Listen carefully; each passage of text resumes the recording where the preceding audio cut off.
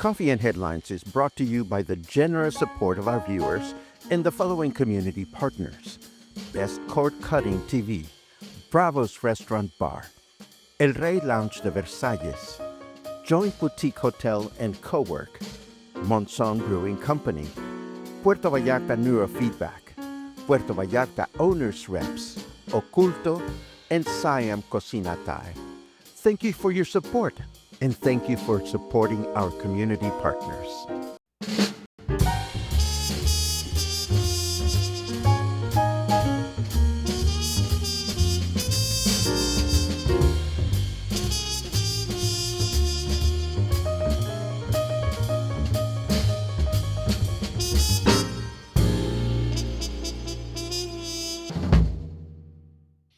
Good morning, everyone. Welcome back to Coffee and Headlines. Today is Thursday, February 20th, and I'm so excited to be here today to share with you the latest news and headlines that I've been able to collect from our city, some from our state, some from the whole country that might be of interest to you. And of course, I'm happy to read what you guys are up to, what your questions and comments are all about. Today, we have a good batch of news, and we have one of the interviews or highlights from one of the interviews that I conducted yesterday for the Spotlight, which I think you will find very, very entertaining. As always, it is a pleasure to see you.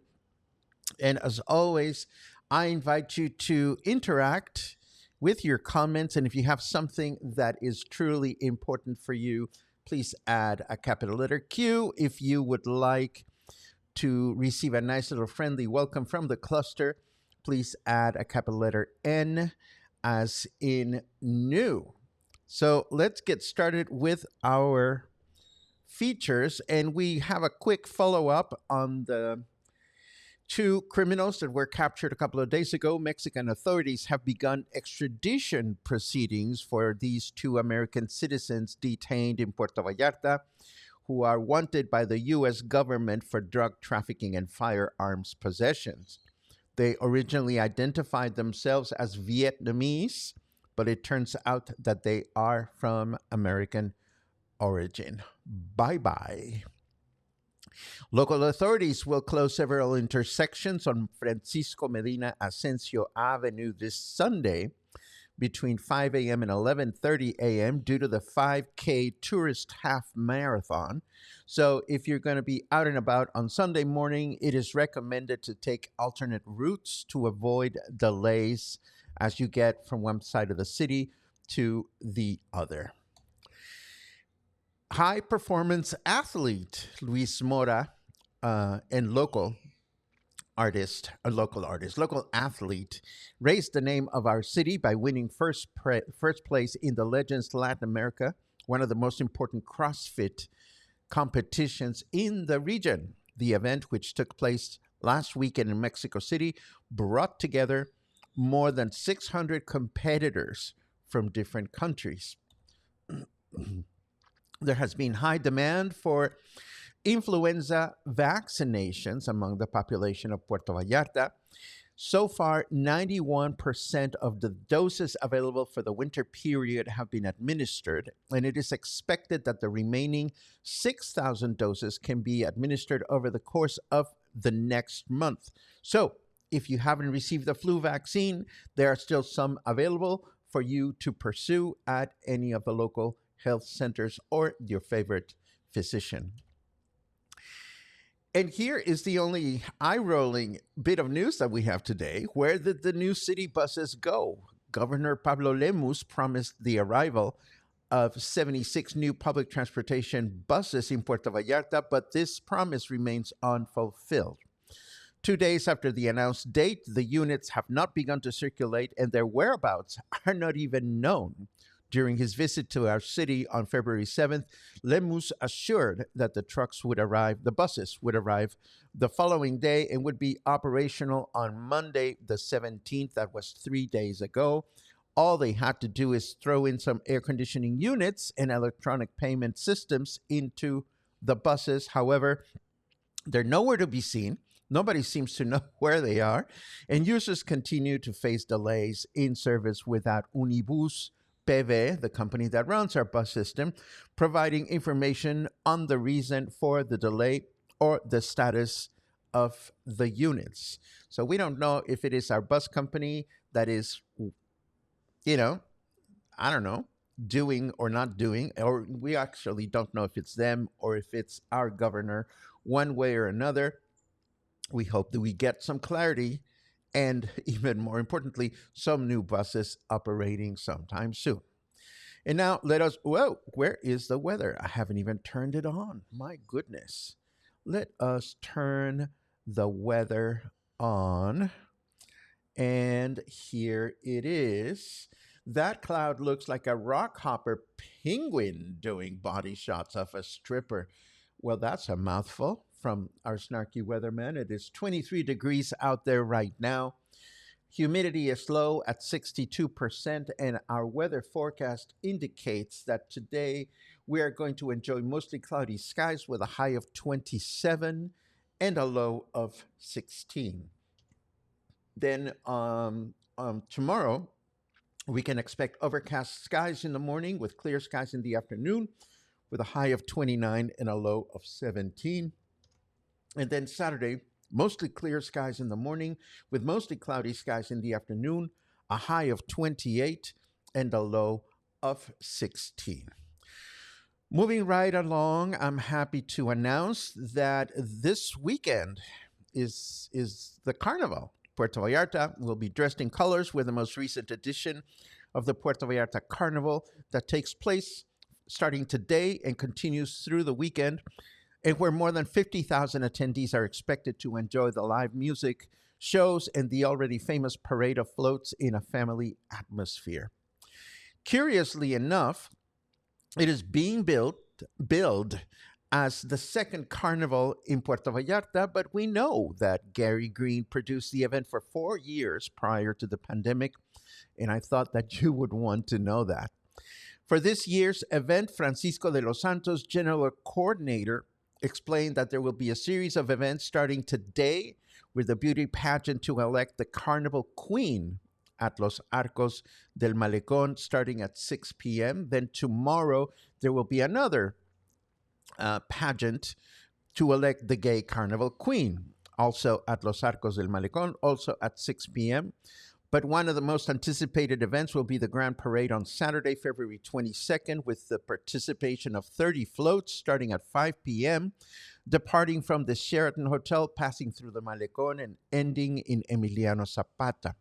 There will also be stands throughout the tourist strip, and a percentage of the proceeds will be donated to animal welfare. In addition, there will be 7 stages throughout downtown with live music and the participation of over 40 artists. You're probably thinking, where can I find the schedule? Well, that's a great question. Unfortunately, the schedule was nowhere in this news item, but I'll be happy to do some digging. And if I find something helpful, I will publish it this afternoon for you to pursue. Of course, this afternoon, I'm going to be a little tied up, no pun intended. Today is shaken, not stirred, our little foray into the legacy, this over 60-year-old legacy of Bond film scores and songs. And this should be a lot of fun. And as long as we're here, let me bring the cat out of the bag for my next presentation, which is going to be all about the unforgettable film scores produced by John Williams for films like Jaws and all the Star Wars franchise and so many other films.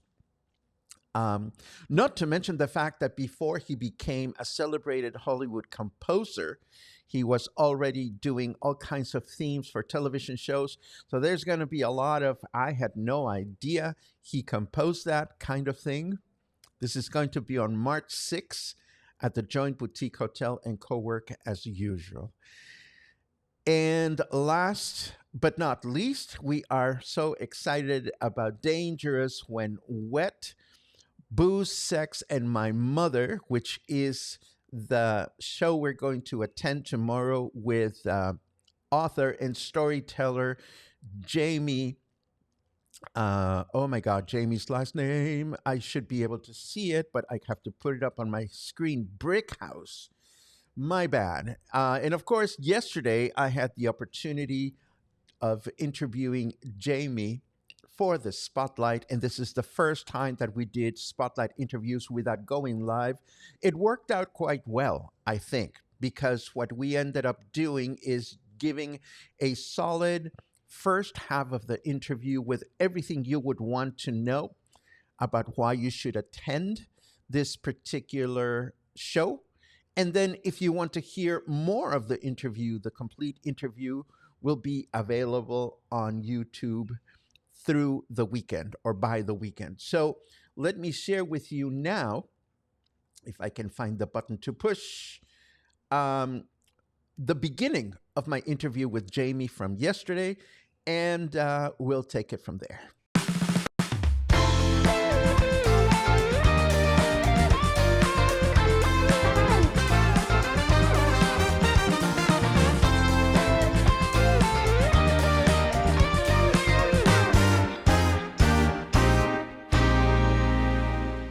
Yes. All right. And now it's time for Dangerous When Wet. And here we have Jamie with us. Hello, Paco. How are you? I am great. I just arrived in Living. Puerto Vallarta like a couple of hours ago, and I'm always much happier when I land in PV.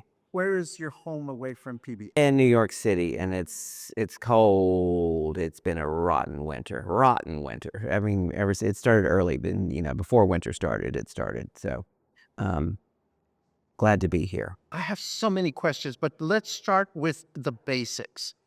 You are a writer, storyteller in town Yes. to do your one-man show, Dangerous When Wet. Yes. Tell us a little bit about that. It is called, the full title is Dangerous When Wet, Booze, Sex, and My Mother.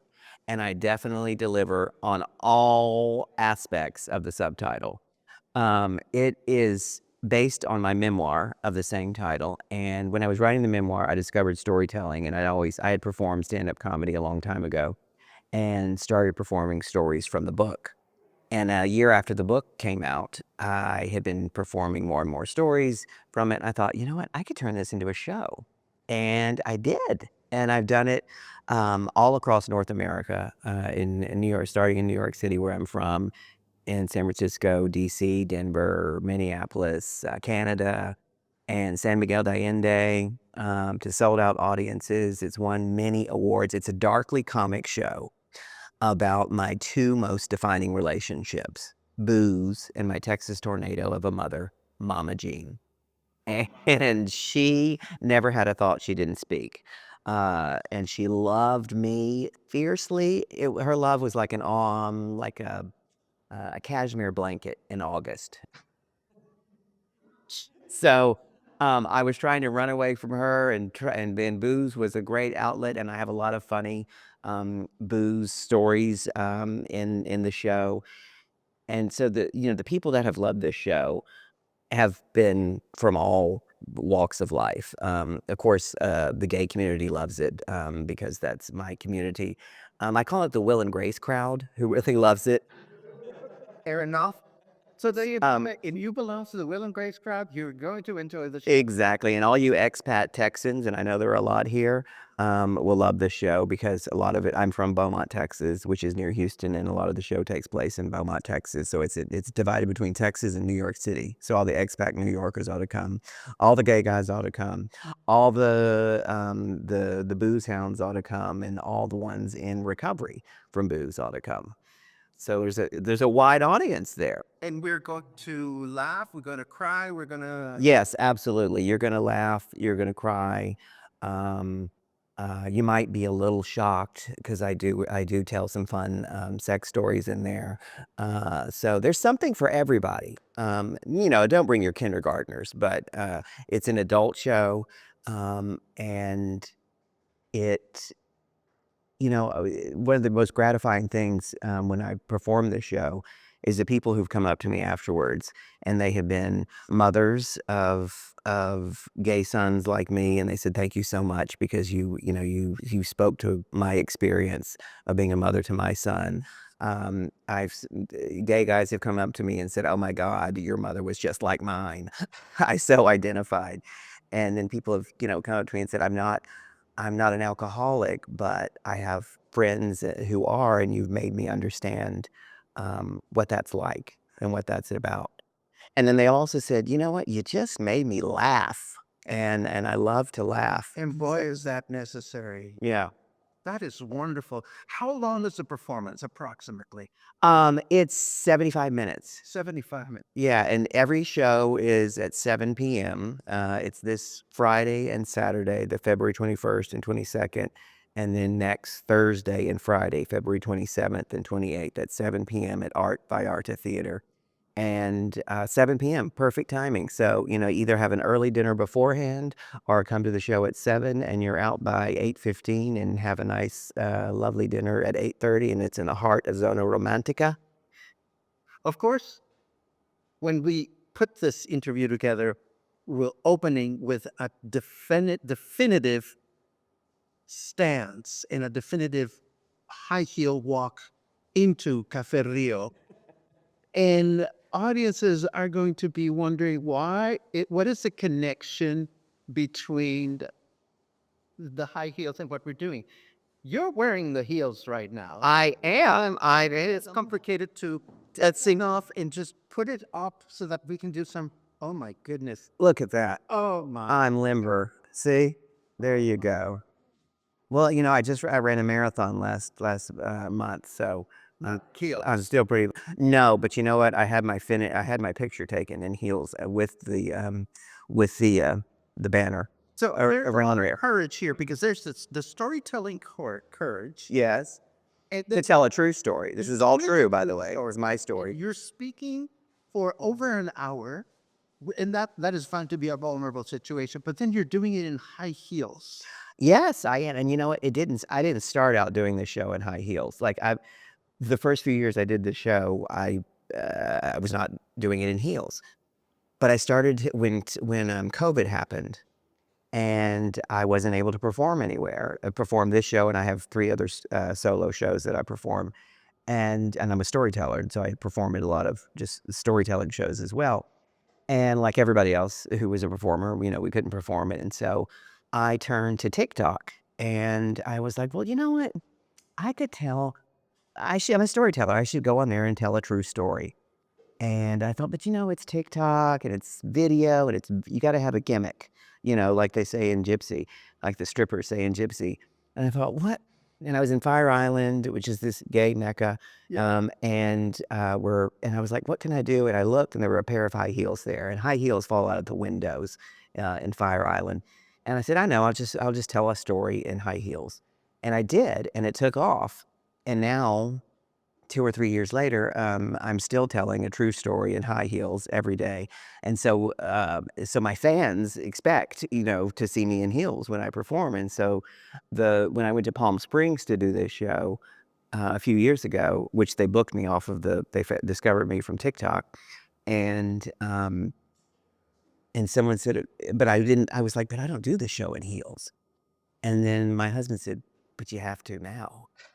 So I now do the show in heels. Those were the shoes I used to do.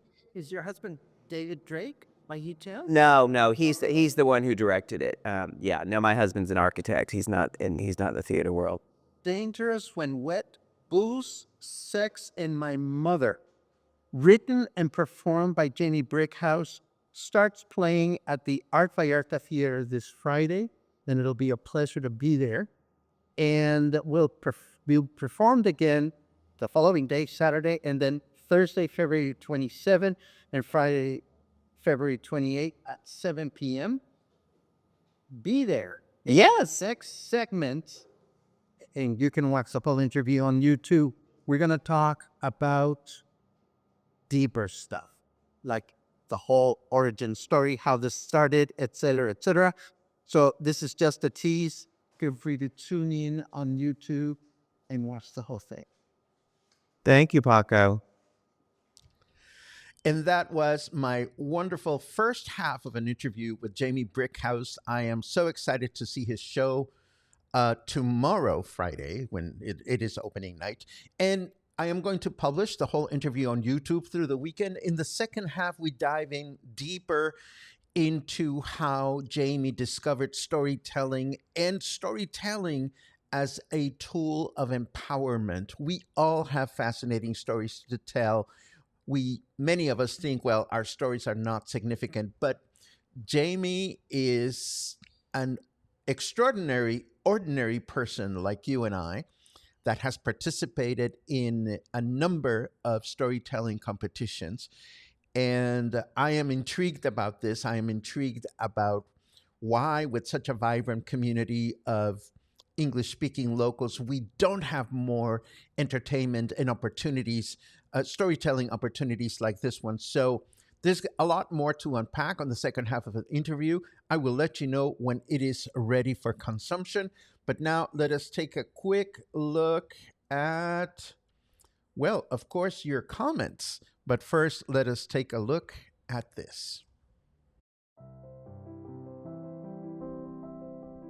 Are you looking to give back but not sure where to start?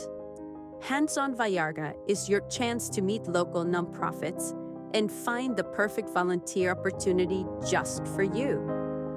Join us Saturday, March 22nd from 12 to 3 p.m. at Joint Boutique Hotel and Co-work. It's free. And if you're an organization looking for volunteers, we'd love to have you. Just scan the QR code to learn more, and let's make a difference together.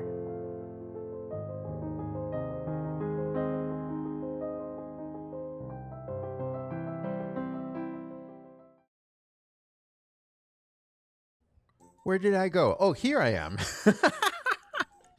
Now, let's take a quick look at your comments. I want to know what you're up to this morning. And of course, I love reading all your greetings. It is so nice to know that you are all here. And Paula's in town. Hello, Paula. Welcome to Puerto Vallarta. Let's see. Hi, Logan. Can we arrange a spotlight with both Luis Mora and Golden Boy? Well, I don't know about CrossFit superstar Luis Mora. He just won this prize. But Golden Boy is supposed to be coming to the spotlight this coming Wednesday. He'll be one of two Lucha Libre fighters that I'll have the opportunity to interview in anticipation of their appearances on March 1st at La Lija. But don't forget, there's also free Lucha Libre this Sunday evening in El Pitillal. I'm going to be there with lights on. I think it should be a lot of fun. Let's see what else we have. Laura says, thank you, Paco, yesterday for the info on the comida corrida. We are going to try a few this year. I love that comment, Laura. You know, as it turns out, someone from the cluster who was looking for a place to eat ended up going to Rosa Mexicano for lunch yesterday, and she told the owners that there was the feature on Coffee and Headlines, and they quickly looked for it and found it and sent me a sweet little note. So those are the connections that just make my day. Whenever we put something out there and it goes and comes back, and that's what makes me so happy to produce this broadcast and to put some connections out there for you to enjoy those that seem to work for you. Let's see. Great question. When will you air the Gene Cameron interview for The Witchery? I don't know, but it will happen within the next few days. What I explained yesterday, I interviewed the Gene from the Witchery and Carol Ann from the business next door, and the name escapes me right now, from the art gallery where you can take classes and all that stuff. And I explained to them I was in a hurry to deploy the Jamie interview because I wanted to support his opening night.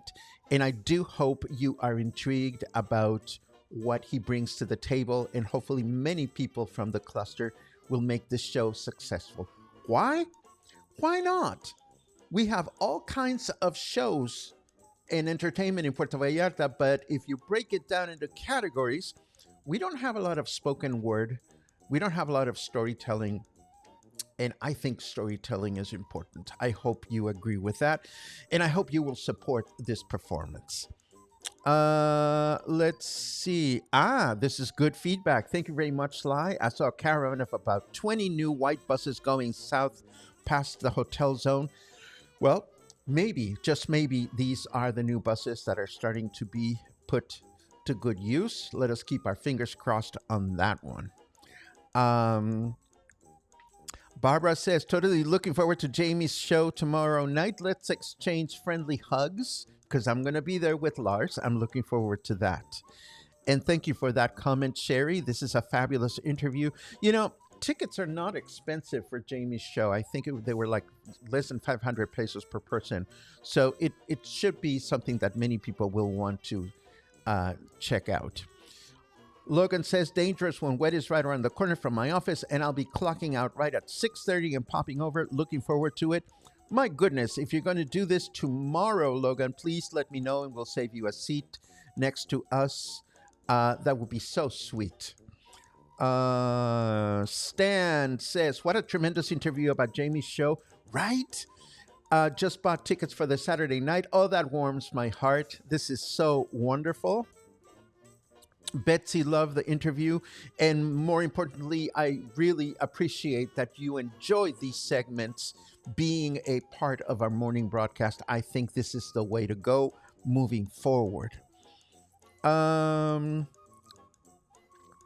Also, says David, for James Bond movie songs, Shirley Bassey was always my favorite. Well, you know, Shirley Bassey was the only artist to record songs for three James Bond films.